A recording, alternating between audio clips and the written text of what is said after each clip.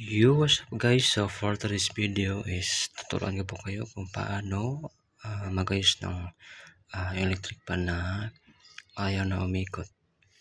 Kasi guys, so sa panang dito guys, so ito po yung galing dito sa kanyang saksakan guys.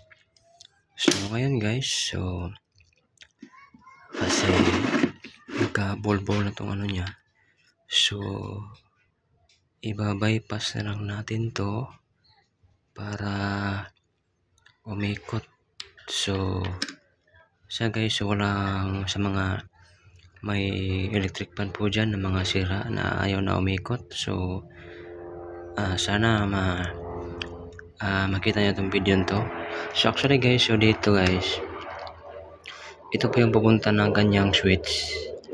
So direkta na to guys, so wala na tong switch, sira na. So nilagay ko lang dito sa number 2 na settings niya, number 2 guys. So yung ito naman kabila guys, para sa saksakan. So dito natin yan iba-bypass sa capacitor, kasi kapag ito nilagay mo dito, so sira po yung kanyang fuse dito guys. Dito sira po yung kanyang fuse. So ngayon guys, para alam nyo, so itong wire na to, itong kulay blue, so iba-bypass natin to dito sa capacitor. Okay lang naman yan guys kapag magkabaliktaran, kasi dito rin yung makikita, kasi pabaliktad yung ikot pa ganun, imbis na pa ganun. So yun guys, so iba-bypass natin to guys, to guys.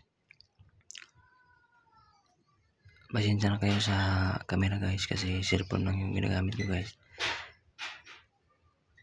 Cellphone na po yung ginagamit ko guys pag vlog, para makita nyo. So ito guys, yung isa. So yun guys, so try natin isaksak guys.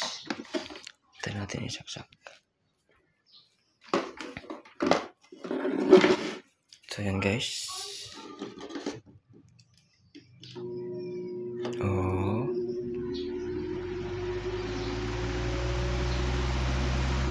Yan guys.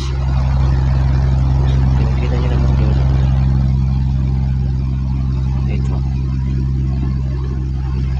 Yes. So dito, yan.